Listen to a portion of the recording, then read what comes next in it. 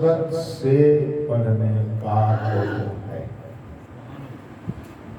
اس کے آثار فضائل بہت زیادہ، ان میں سے دو کا تذکرہ کرتا ہوں۔ ایک، اس دعا کو پڑھنے سے پڑھنے والا مولا کے ظہور کی تعجیل میں قدم بڑھانے والوں میں شمار ہوتا ہے۔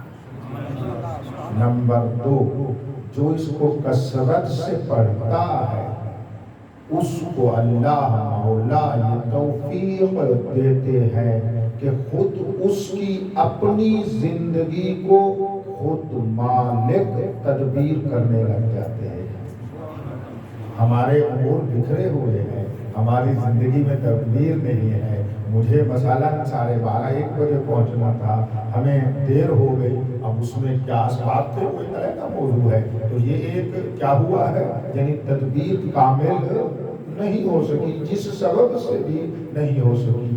اس چھوٹے سے معاملے سے لے کر نہ میرے اعتقاد کی تدبیر ہو رہی ہے، نہ میری زندگی کی تدبیر ہو رہی ہے، نہ میرے دین کی تدبیر ہو رہی ہے، نہ میرے اخلاق کی تدبیر ہو رہی ہے، نہ میں اہم و مہم کو سمجھ سکتا ہوں۔ یہی تو میری مشکل ہے۔ تدبیر کہتے ہی اسے ہے کہ اہم کو پہلے رکھا جائے، مہم کو بعد میں رکھا جائے۔ میں یہ بدبخت نادا ہوں، نہ مہم کو سمجھتا ہوں، نہ اہم کو سمجھ سکتا ہوں، نہ مہم کو مقدم کر سکتا ہوں، نہ مؤخر کر کے اہم کو مقدم کر سکتا ہوں۔ تو یہ سب ناتدبیری ہے کہ وہ مدبر حقیقی اپنے بنائے ہوئے بندہ سے، جس کو اس نے ہمارا امام وقت قرار دیا ہے، جو اس سے جتنا مربوط ہے اتنا اس کی تدبیر ہوتی چلی جاتی ہے۔ یہی میرا آنے کا پیغام۔ آپ نے انتظار کیا، انتظار دنیا کے بندے کی ہو تو یہ طبیعت اور سیکیالوجی کے اعتبار سے بندہ تھک جاتا ہے۔ معلوم نہیں آپ کا کیا پروگرام تھا، مجھے کچھ مولانا علماء حضرات نے حکم دیا تھا، میں نے کہا میں چلو دے دیتا ہوں، حالانکہ بہت میں تھکا ہوا، میں ٹریول بھی کر رہا ہوں، مجالس بھی پڑھ رہا تھا، تو میں نے کہا نہیں میں ضرور حاضر ہو جاؤں گا۔ اب یہ میرے آنے میں مجھے بھی معلوم نہیں تھا، مجھے دیر ہو گئی، مجھے دیر ہو گئی، یہ میرے آنے والوں نے اس ٹائم پہنچایا ہے۔ تو اب آپ کا تو قصور بھی نہیں ہے، نہ میرا قصور ہے۔ درمیان میں بہرحال ایک شیطان ملعون پر اللہ لعنت کرے، اس کا کام ایک یہی ہے کہ لیٹ کروا کے ہمیں تھکا دیتا ہے۔ وہ اور نہیں فرما رہے ہیں، اب اس کا پتہ تو ہمیں نہیں ہے، میں آپ کو مزید تھکانا بھی نہیں چاہتا، وقت بھی ایسا ہے، آپ منتظر ہے، ایک ذہنی طور پر آمادگی ہوتی ہے نا کہ اتنے ٹائم پر فلاں نے آنا ہے، اور اگر اس سے آگے ہو جائے تو بندہ ویسے بیٹھے بیٹھے میں تھک جاتا ہے۔ میں نے ختم کر دی ہے گفتگو، میرے جملے کو آپ لے لیں، اگر چاہیں گے تو ایک دو باتیں اور کر لوں گا، اور میرے وہاں ماننے لگا ہوں۔ بھائی انتظار اگر کسی مخلوق کی ہو وہ تھکا دیتی ہے، لیکن اگر انتظار امر اللہ کی ہو تو حکم ہوتا ہے اطاعوا امر اللہ فلا تستعجلوہ۔ سورہ نحل کی آغاز یہی سے ہو رہا ہے، ارے بھائی گھبراؤ نہیں، اللہ کا امر آ رہا ہے، جلدی نہ کرو۔ فلا تستعجلوہ، یہ سورہ نحل ہے۔ میرے امر اللہ امام علیہ السلام کے بارے میں اس کا انتظار ہے، کسی کے اوپر دو جملے ہیں میرے، میں عرض کر رہا ہوں یہی انتظار ہے۔ بھئی توجہ فرمائیے گا، یہی انتظار مولا ہے جو نا امیدی کو امید میں بدل دیتی ہے، تھکے ہوئے کو حشاش بنا دیتی ہے، کسی کمزور کو قوی بنا دیتی ہے، کسی کمزور کو طاقتور بنا دیتی ہے۔ اس کی دلیل یہی ہے کہ دنیا میں اس کا حقیقی انتظار کرنے والے تھوڑے ہو کر بھی بڑے طاقتور ہیں۔ سبحان اللہ۔ اب آپ نے توجہ فرما لی ہے نہیں کہ انتظار انسان کو قوت عطا کرتی ہے، انرجی دیتی ہے، طاقت عطا فرماتی ہے، اس لیے کہ انتظار ہو رہا ہے امر اللہ کا، انتظار ہو رہا ہے ولی اللہ الاعظم کا، انتظار ہو رہا ہے ولی امر کا، اس کا انتظار ہے کہ عالمین کا امر جس کے دسترس میں ہے۔ آؤ ہم اس مولا کو انتظار کریں، اتنا حکم ہے انتظار کا۔ روایات میں مدح ناچیز نے الحمدللہ رب العالمین مذہب حق کی جو मासूमीन अलैहिस्सलाम ने बयानात फरमाए हैं और हमारे उलमाए इज़ाम फुक़हा ने इनको जिन किताबों में जमा किया है उनको कुतुब अहादीस कहते हैं। अहादीस की किताबों में हमारी मुअतबर तरीन किताबें जो 4 किताबें हैं, कुतुब अर्बआ 4 किताबें, और हमारा बहुत बड़ा अहादीस का मजमुआ बिहारुल अनवार अल्लामा मजलिसी अलैहिर्रहमा ने लिखा, और फिक़ह में हमारी अहादीस का मजमुआ वसाइल शिया। अल्हम्दुलिल्लाह आप जैसे मोमिनीन की दुआओं से जो इसी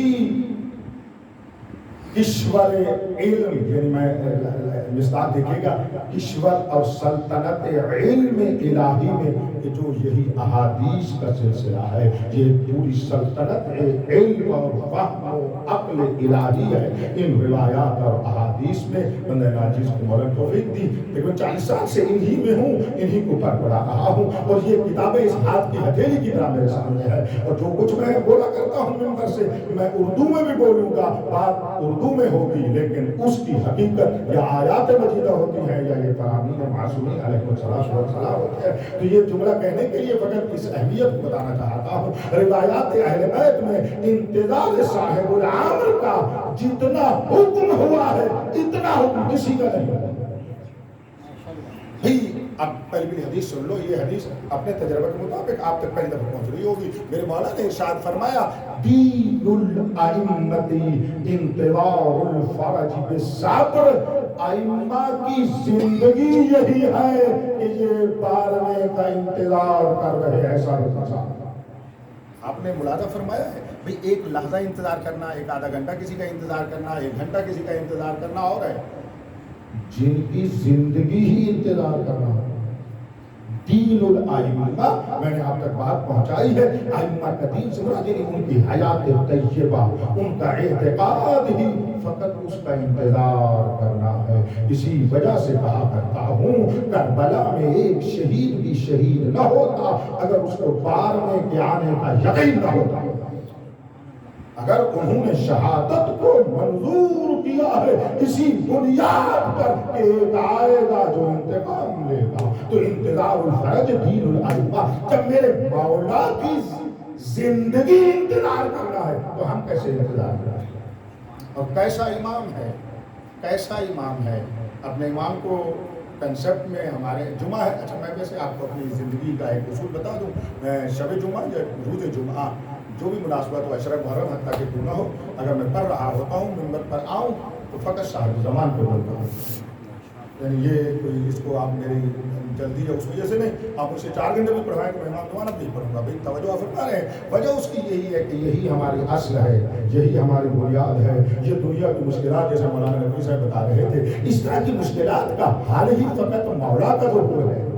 जिस सब मुंतही होंगी वहाँ पर, मगर आज से 10 साल पहले चले जाए, 40 साल पहले चले जाए, 100 साल पहले चले जाए, 200 साल पहले चले जाए, आया ये मसाइल नहीं थे, उनके हालात बदले हुए थे। वरना मसाइल तो है, कुफ्र उठा हुआ है, शिर्क उठा हुआ है, मोमिनीन ने इस्तिकामत की हुई है, लेकिन जालिम का जुल्म कब खत्म होगा, मजलूम को उसका हक कब मिलेगा, जब वही ज़हूर फरमाएगा।